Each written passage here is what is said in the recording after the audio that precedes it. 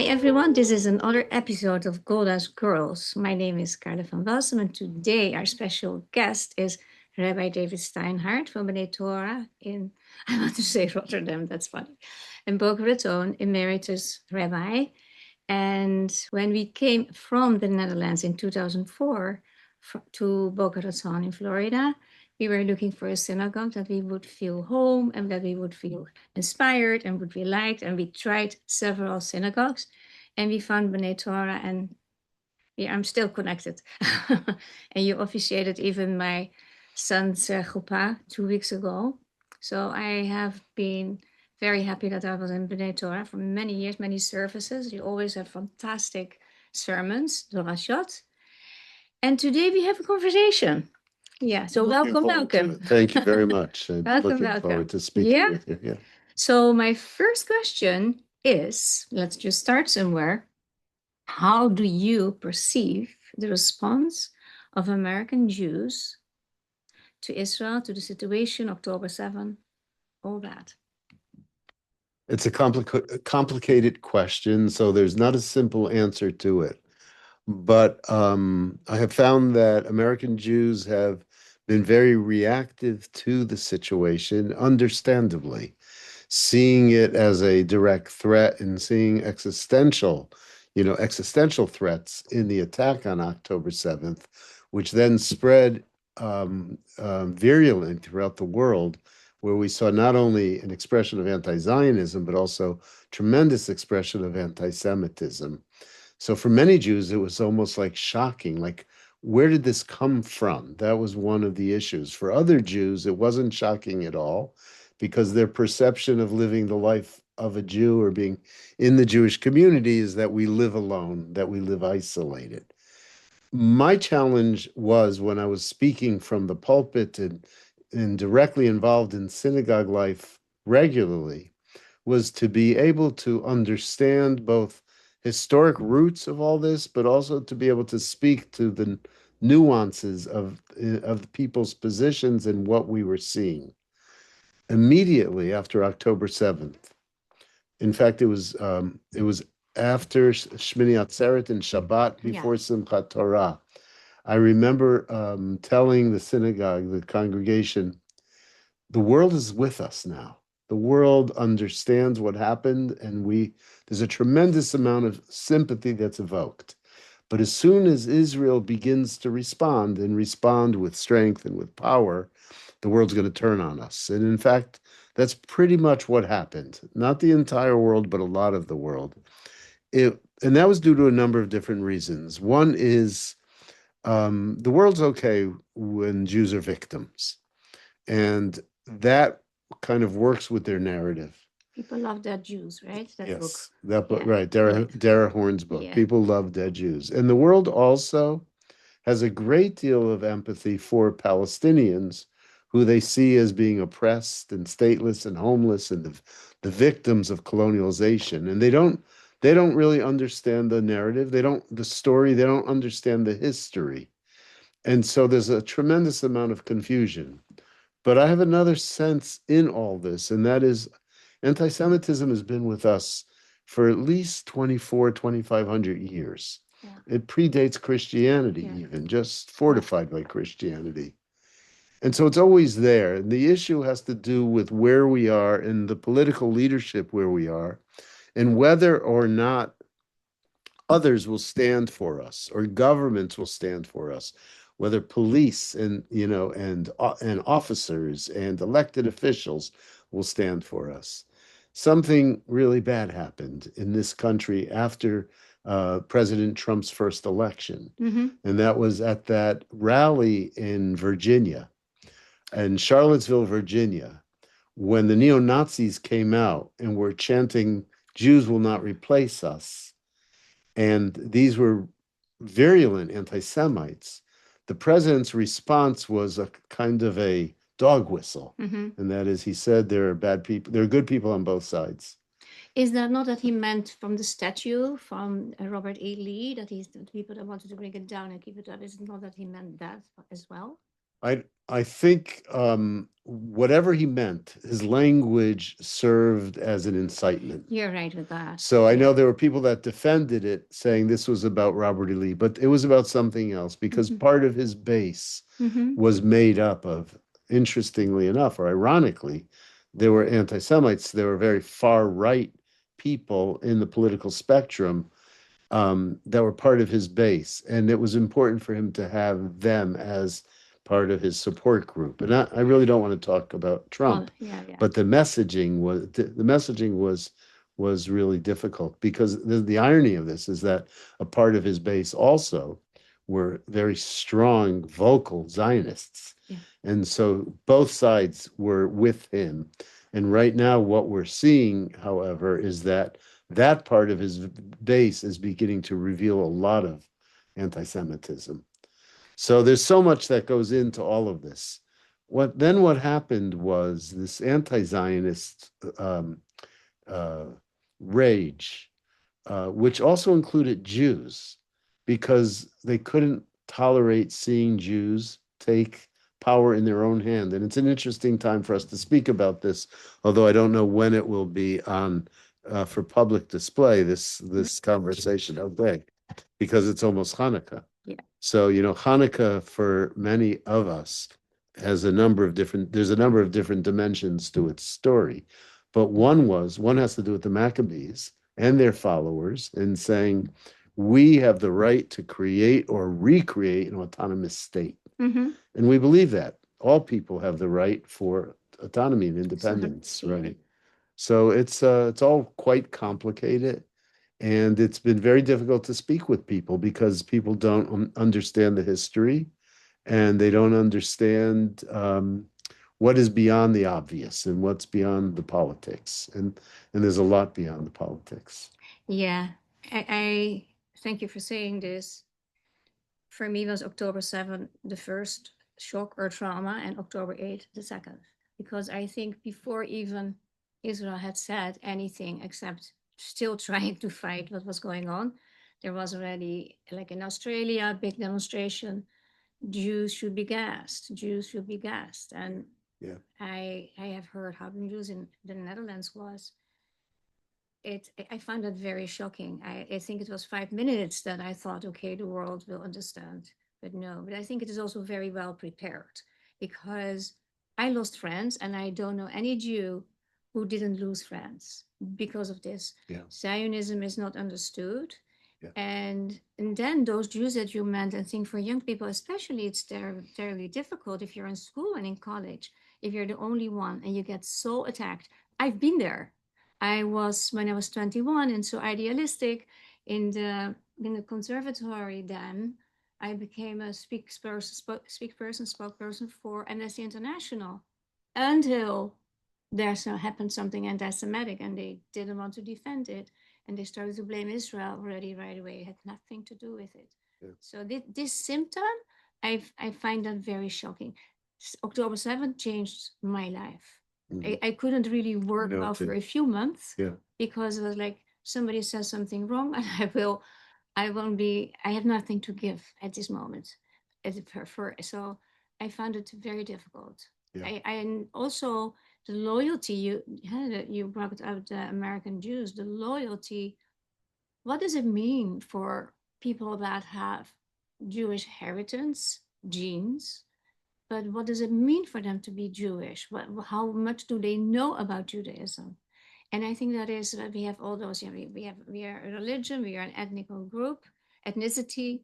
We are in the Zionist. I think Zionism for me is a fantastic concept. That's what I always say. Zionism doesn't mean anything else than the wish the wish for Jewish people to have their own land, to go back to their own land.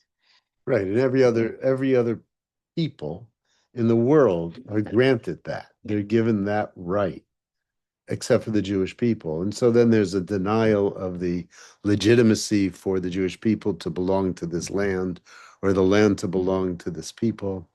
And it's just historically inaccurate, because we're rooted in that land for thousands of years. There was just an archaeological site that was revealed underneath the Tower of David in Ir HaTikah, in the old city, They found walls that date back to the time of the Maccabees. Amazing, huh? It's Amazing. so we have Yeah. there's no doubt that we have a claim on that land, and there's no doubt that being exiled from that land and being in a diaspora, we never lost touch with a yearning for and a love for Zion. It's a part of our daily prayer. It's a part of our daily consciousness.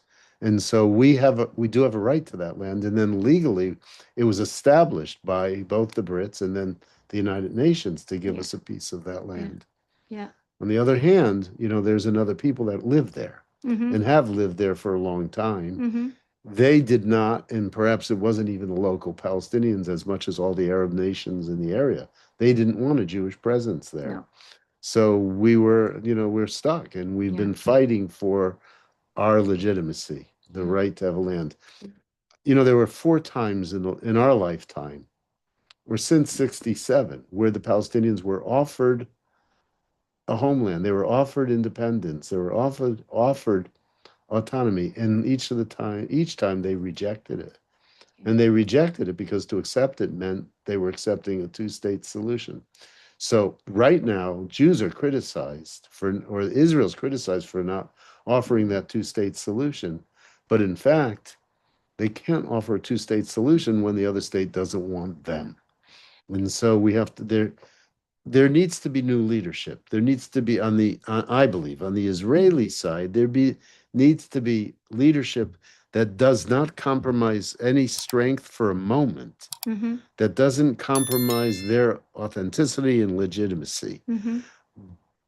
And they also have to give voice to the fact that there are people who are looking for autonomy. There are people that are looking for independence. There are people looking for freedom, and that we know what it's like not to have it. We know what it's like to be stateless. And giving voice to it, I think, would make a big difference in the world. But Netanyahu, throughout his leadership, has not given voice to that. His primary concern, and it's not just military. It's also ethical. That is, the primary concern is to protect yourself, to protect his people. But I think you can protect yourself and protect your people and speak about the other too.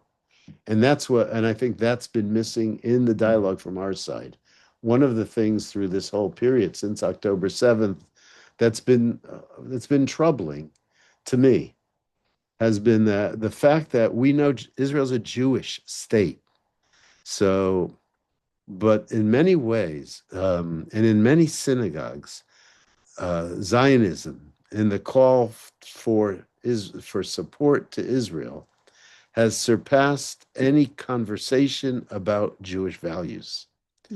So Judaism's multifaceted. There's a Torah, there's a God, there's a land, there's the people. And all those things make up what it means to be Jewish, not any one of those things. So over these years, we have seen, the film footage from Gaza. And on one hand, we understand how difficult it is to fight a war when your enemy is under hospitals and under schools, right? In tunnels, and using innocence as what do they call it? To protect them. On the other hand, in order to fight this war, there's been an aggressiveness that may be necessary, and that's a military decision. But it has resulted in the death of thousands of children. And that should be something that we find deeply disturbing, no matter who's responsible for that. And so I think there should have been more of an expression about that. It's not that we want to kill children, not that Israel wanted to destroy innocents, but Israel had to defend itself and had to destroy the evil that Hamas represents, and Hamas is evil. Yeah, in one breath, indeed. That so many children died, I don't think it is so much the fault of Israel, as well as how they have been used as shields as well too. How else could Israel get the hostages back? I get it, and that should have been so difficult. That should have been articulated all the way through. Yeah. We don't want to kill your children, but we also know we have to defend ourselves. We know that there's an enemy there that wants to destroy us. And so we have to defend ourselves. Yeah. Remove the kids, like do something different. Yeah, and I could have expected that from the United Nations. I could have expected that more from Doctors Without Borders. Nobody spoke about it, but I so agree with you in this way. But I also notice, and that's maybe also related to my European Dutch contacts, there's not a desire to understand really. There's a right way a blaming and a judging. Mhm. I've seen that my entire life, but I saw it now stronger. So as you say it, even if Israel explains it, I often watch GNS television. GNS, it's on YouTube. Yeah. And they have very good speakers. But who watches that? Who puts that in the news? We have, for instance, as an illustration that you probably know, of course, too, that hospital that was, so to say, attacked and 500 people were dead. When they then figured out, no, it was Hamas itself that, and it was in a parking lot, suddenly nobody died. But the damage has already been done. And that has often not been being rectificated. Is that the word? Rectified. Rectified, yeah. And people don't want to listen. They either. don't know. That's a problem in our culture in general, in our world today, is that people don't want to listen.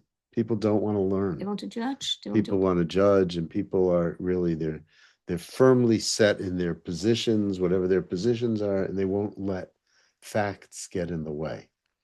And that also is another problem, is that there is an assault on truth. And that's been taking place in a lot of different areas, in the political realm and in the social realm too. There are things that are true. I absolutely agree with that. And for myself, I sometimes say, where is the time being that we were trying to understand, that we were, and nonviolent communication, about that, has been very well received in Europe as a result, I think, of the Second World War, about everything that happened, that people were more looking inside of them, what happens that these kind of things can happen. I mean, yeah. Right. No, so in Europe, in parts of Europe, there's a real consciousness about anti-Semitism, about the oppression of the other, issues with immigration, all of those things. They're willing to both to look at themselves and also to look at their past. But as the Holocaust moves farther away from us historically, then the story that people hear and young people hear is the story that's happening right now. Yeah. Also true. I remember I spoke to a high school class in Germany once. And at that time, that was about 25 years ago. And at that time, I was astounded to hear they were really nice kids. And they really were kids that were interested in learning. But I remember receiving a question, how do you defend what Israel's doing to the Palestinians? And so it was early in that conversation, historically, it was before the Intifadas. And it was a difficult conversation. And I spoke about how complex it is and how Israel's fighting an enemy that wants to destroy it. What I saw so many times, there is a collective feeling of guilt, the consciousness of guilt in reasonable Germany, right? They got their act together, and we know that Nazism is not so much embraced anymore or at all by most of the people. The Netherlands also had actually allowed to happen that 90% of the Jews were murdered. That gave in the 60s, and after that, when the books came out and the testimonials, that gives kind of an uncomfortable feeling. And people do not like to live with feelings of guilt. So what do? They start to turn it around. I heard in the late 60s, 70s, I heard it numerous times from friends, from whatever. You do the same thing to them without knowing anything. Like in Israel, they do the same thing to the Palestinians. I've heard it so many times. And I realized that a lot had to do with realizing that their parents didn't do much or at all, or grandparents, or even worse. That is a hard feeling. And you want to get rid of feelings of guilt and shame are the lowest vibrational energy. So I think what you just told me there, I can, and it makes you feel better. If you see that your victim is also a bad person, you feel less guilty. Yeah. Well, I often think in more recent times, the behavior of the radical religious right in Israel, Like the the team? extreme religious Zionists, and the behavior of many of their people towards Palestinian residents, innocent Palestinians, is so shameful. And it's as if, what can happen very easily is that the victim can become the victimizer. Yeah. And that one has to be really careful with what one does with victimhood. And certainly, in the Mideast, everybody claims to be the victim. Maybe it's true everywhere. One of the interesting things I learned when I began an interfaith dialogue with people was that every religion believes they're oppressed. Even, in America today, the fundamental Christians believe that their rights are being taken away by other Americans, that they're not able to express their Christianity freely and fully, and that even in opening up to the diversity of America, something as simple as as there was a movement away from saying Merry Christmas at the end of the news to saying Happy Holidays, because there was a recognition that not everybody is Christian, and that was seen as the denial of the Christian right. And so what has to, again, this takes sensitivity and education, and everybody needs to be a little more confident about themselves and their own position. I think, with insecurity there comes a lot of reactivity. Yeah, but if I think it's interesting, we don't have to have that competition in who's the biggest victim, right? But there are also different messages. I grew up and still heard in the street playing outside, "You killed Jesus," and it's like, Yeah. how So can you still teach that kid, and how can you? So I don't think that Jews have murdered so many Christians in history. I think barely ever. So it's we true. don't have that history. And Right. but I also realized, and because I'm from there, I think that the Western way of looking at the world, like we do, with a humanistic point of view, is not the same that happens in every country. And I think the Middle Eastern mentality You're absolutely right. is something else. Right. And that's where, the conflict Yeah. for Israel trying to be a liberal democracy. Yeah. And I use the term liberal democracy in relation to the liberalism of the Enlightenment in Western Yeah. Europe. Yeah. That's a conflict when you not only are living amongst nations where there's no democracy, and even within your own population, you have people that come from lands where there was no democracy. Yeah. So Iraqi Jews didn't know democracy, Persian Jews, Egyptian Jews, none of them knew democracy. And so that's why there's a tendency to look for the strong, powerful leader who will control things. And this idea of, power to the people, Yeah. of giving people, seeing people with equal rights and equal voices is foreign. And it's seen as like the folly of the liberal West. Focusing on the concept of liberty, like Liberty, yeah, yeah. equality, Yeah. democracy. Yeah. And I've been in conversations with Jews who don't believe that democracy is an essential Jewish value. Mm-hmm.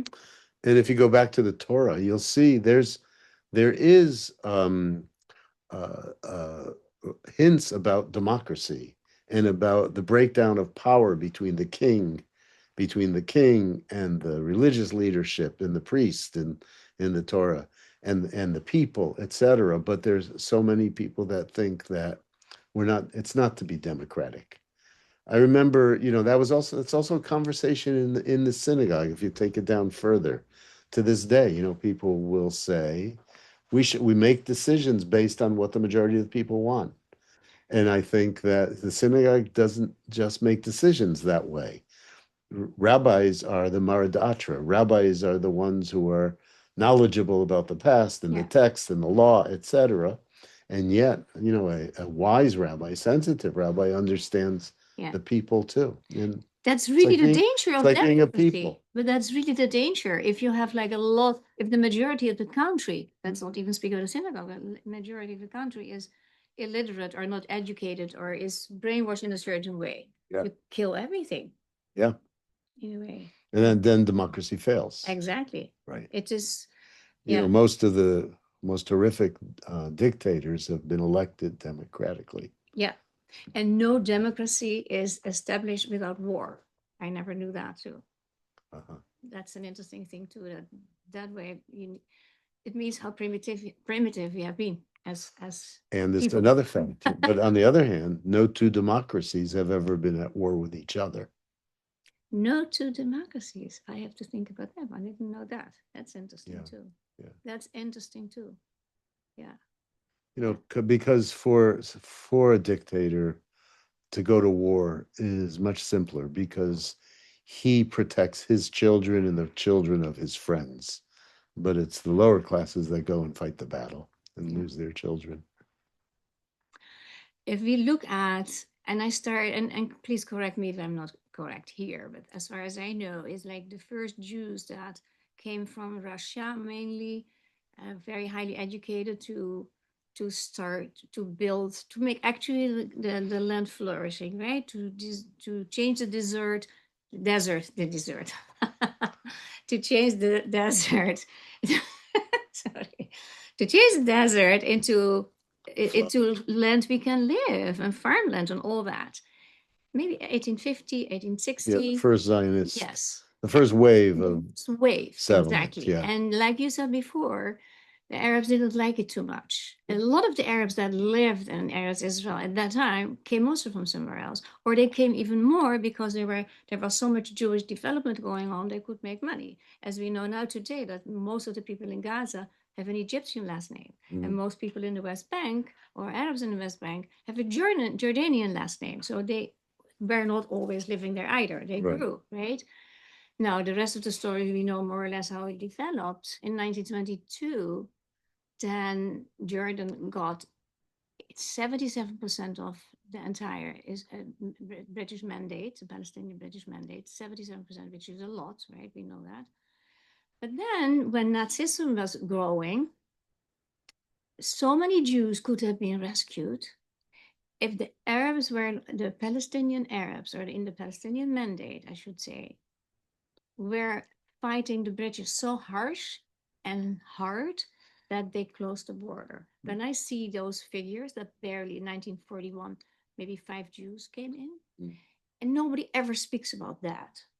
Well, the Brits also wanted to limit Jewish immigration into Palestine at that time. Why? Because they saw it as destabilizing the population which was already there. The indigenous population was rejecting this huge influx of people coming from Europe. So the Brits wanted to retain the peace, maintain the peace there. And so what they did was everyone has their own interests. If we turn it around, if the Arabs would have said, okay, these people are murdered there, let me be nice, compassionate, right? Then I look from a point of view like more Jews could have been saved. That's because true. England So also have. So what's the lesson then? What lesson do we learn? That is that we have a responsibility to oppress people who suffer.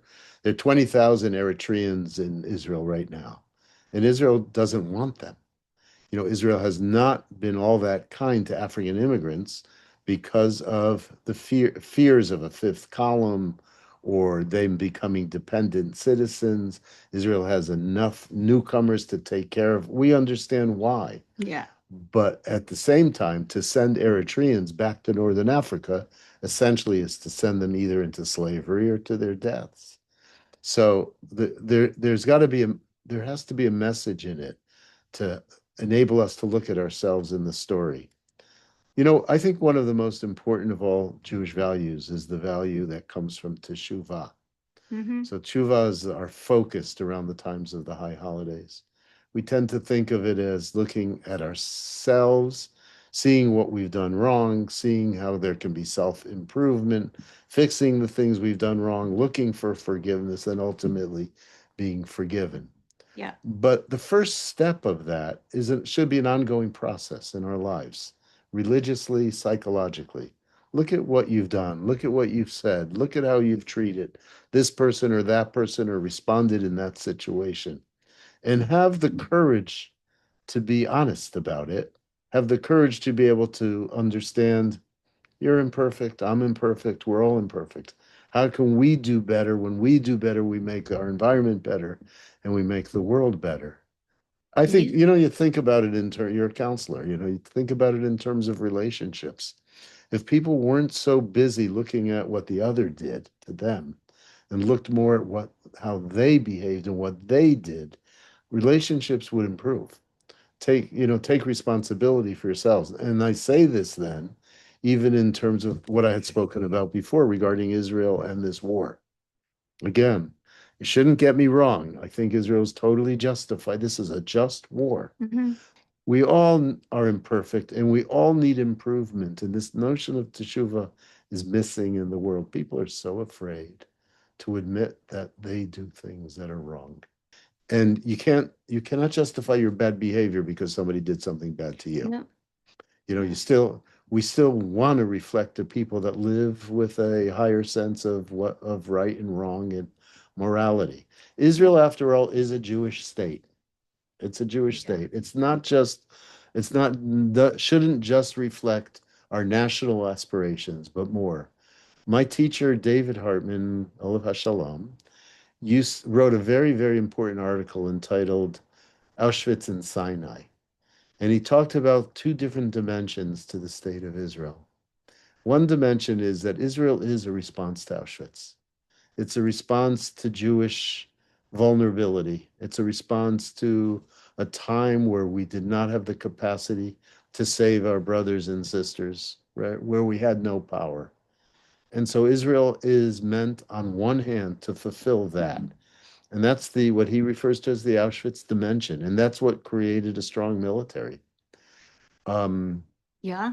The other side of that, I mentioned the article's Auschwitz and Sinai. Mhm. The other side is Sinai, and Sinai represents our aspiration to be holy, to be good, to be in a covenant with God, to show people the kind of people that we are and can be, to do it for ourselves and to do it for our children. Most of the time, we can live with those things together. Mhm. I once was taught that the most important Jewish value is the value of self-defense. Im einani li mili. If I'm not for myself, who am I? But then Hillel says, but if I'm only for myself, what am I? Yeah. So we have to be able to live that life, understanding we're not going to be pushed over, but as we stand strong representing something meaningful, something valuable, something important. Yeah, wonderful how you say that. But I think simultaneously too is there's so much trauma that first needs to it's very hard to stay compassionately and loving and kind with so much pain, like the trauma that is now from the last 2 years. But can we find we can Many find times. we can find models of people who transcend trauma. I was honored by an Episcopal church in town a couple weeks ago, Mhm. and it was really beautiful. And I was honored because of the work that this synagogue has done with that church and feeding the hungry in soup kitchens and helping to staff a shelter for homeless people. And also because I started with their pastor an interfaith clergy group. And when I spoke, and I was given the opportunity to give a sermon at the church, and it was a great opportunity. It was awesome. It was a big cathedral. I began by telling a couple personal stories, and one of the stories is my story, Mhm. what I've inherited. It's the story of the maternal side of my family, Mhm. how my grandmother was able to get visas for a generation of people and get the children in her generation from from Germany to either America or to Argentina. Mhm. And they settled here. Her parents all died in Auschwitz. When they came to America, they made lives here. They had a successful business in Germany. They lost that all, and both my grandfather and grandmother went to work in factories. I remember when I was old enough to be able to read and note what was coming in the mail, Yeah. seeing on the kitchen table a letter that looked like her handwriting, but it was from Karlsruhe, the town that she came from in Yeah. Germany. And I said, Nana, what is this? And she said, oh, that was my next door neighbor in our hometown in Germany. And I said, why is she writing you? And she was a Christian woman. And my grandmother said, she was a really kind woman. She was a very good woman. And they actually tried to save my parents unsuccessfully, but they tried. And we write to each other once a month. And I said, how can you do that? How can you do that? They wanted to kill you. And she said, they did not want to kill me. No. They got swept up by forces much bigger than themselves. So we have to be able to see people as people, in addition to understand people are different. Yeah. So we see our similarities, we see our differences, and we have to respect differences. That's a Jewish mission, I think, to teach people to respect difference. Anyway, after the service, there was a question and answer period, and there was a young woman, a woman about 60. I say young. I'm 72. Yeah. So she was about 60 years old, and she said so there was a like ask the rabbi questions with this room filled with Episcopalians. And she said to me, I'm most interested in your family story and the fact that out of that story, you became a rabbi. She said, let me tell you my family story. They were from a town not far from where your family was from.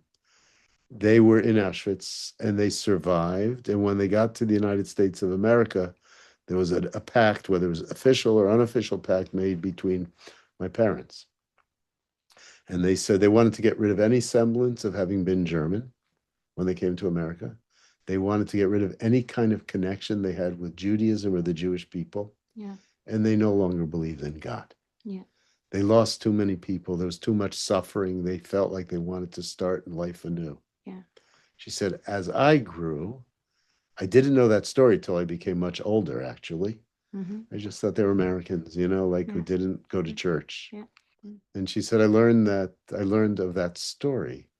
But before that, I was like looking for something. I needed something of greater depth, and I needed something that would reflect my spirit. And she said, and I found this church down the block. And so now I've been a member of a church for about 20 years in my life. And she said, but Rabbi, I'm Jewish. Yeah. I was waiting for that. So we're going to have to talk more. Yeah. We'll have to talk more. Yeah. But, trauma affects people in different ways, right? Yeah.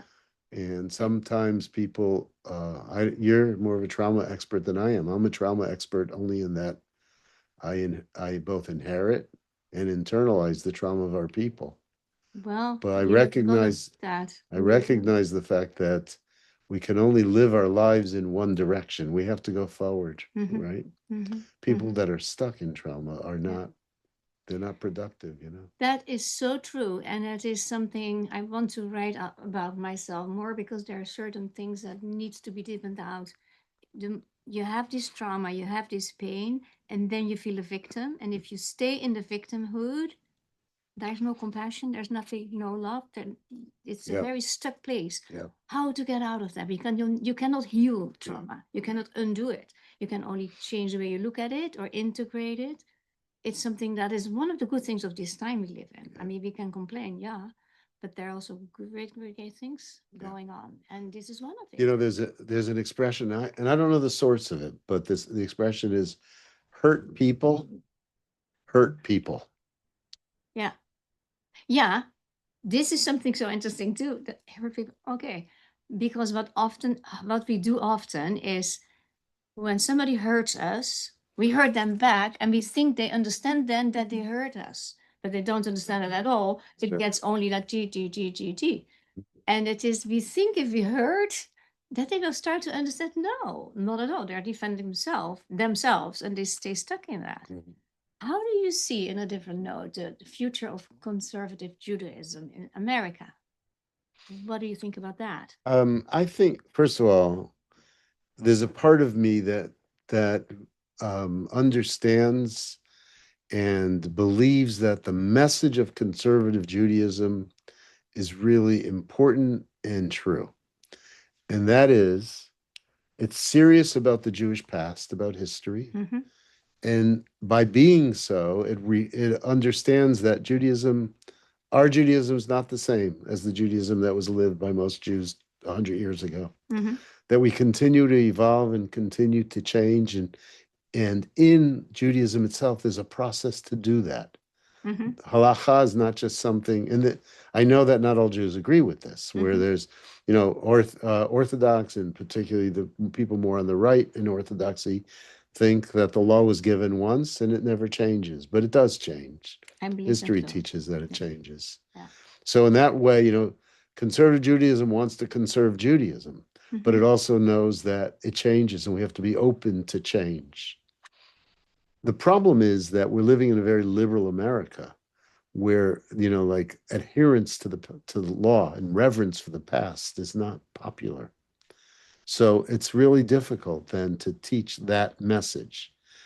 I like the fact that the conservative synagogue is it's an observant place, Mm-hmm. but most of the members aren't particularly observant. They pick and choose. Mm-hmm. With open eyes, I realize that's true with most Jews. Pick and choose. Not all Jews, but there are those who they won't choose. But we all pick and choose what it is we want to do. I think that Judaism has so much to offer the world in terms of learning, in terms of history, in terms of values, and in terms of celebration. Yeah. I don't think we can let go of the celebration. We have to be able to continue to teach our children who they are, where they come from, and what we have achieved. You know what I thought of once recently? One of the most influential books in my life as a little child was a book called Jews at a Glance. And it was page after page after page with little biographies of famous Jews and their contributions to the world. And one of the things I remember I was very young when I had this book. I don't know, 7 years old, 5 years old. But I remember my parents, when they would read the different little biographies to me, they would bring my attention to the fact we're such a small minority and we have contributed so much to the advancement in science and math and in all areas of medicine and economics and human thought and philosophy. And we even created a science for you called psychology. That's Yeah. right. What we have done in this world is simply amazing. What Israel has achieved in such a short period of time. Yeah. In the startup nation, all the technology, et cetera.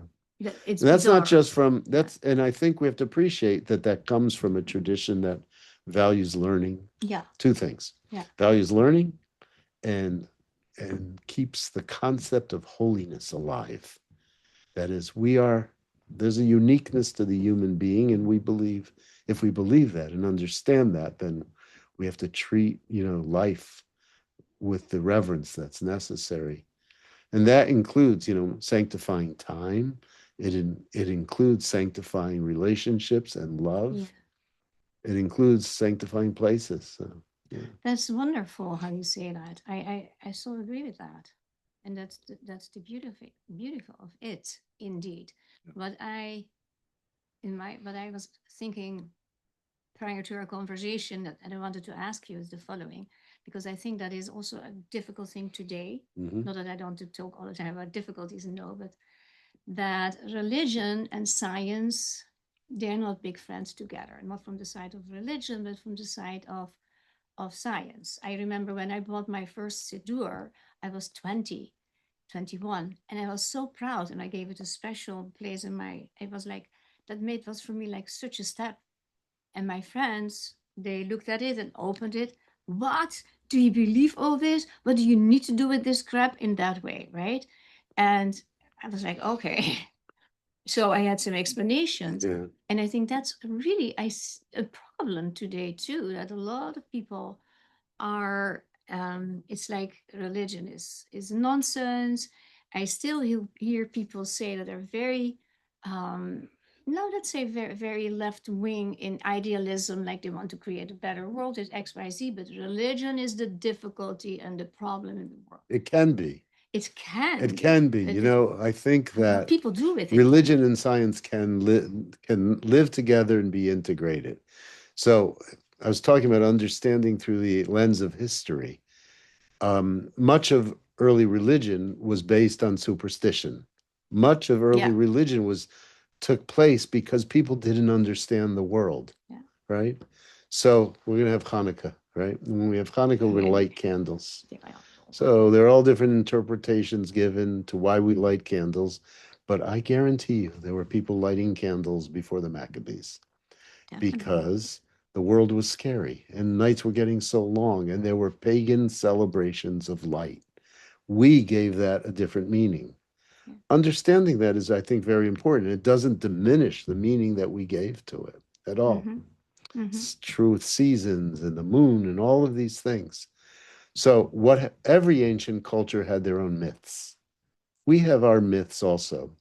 The Torah is not a science book. The story of creation is not science. It was the way our forefathers understood, or the way they wanted to interpret and tell the story of creation to create meaning. And so what's the meaning in the creation story? There's order in the universe. There's a power that's greater than any one of us, which demands humility from us. And that the crowning glory of creation, I think there are two crowning glories. One is man and woman, and the other is Shabbat, a day for the spirit. There's something more. There's something more than the material world. And I think the Genesis tells us that story. There's something else. Well. Okay. So I think it's so wonderful to talk with you. I always enjoy talking to you also. There's a lot more we could talk about. We can do another session if you like. We know now how it's in here. Thank you so very much for your time and your wisdom. On your son's wedding again. Thank you so much. And already Chag Sameach for what is coming. And thank you for all your years that I have. I really tremendously enjoyed the Saturday morning services. I've been here many, many times. So you impacted me a lot, I tell you. So, I was a rabbi for 42 years, and rabbis work morning, noon, and night, 24/7. And I worked hard. And I did it because I really loved it. And I loved working with people, and I loved finding meaning. Well, you are very successful in that and very appreciated. I know that from all the work that you did here. Okay, thank you so much. Folks. We have a small request, and you probably know what it is about. But we have this very interesting situation that 91% of our returning viewers do not subscribe, but they are returning, so they must like it.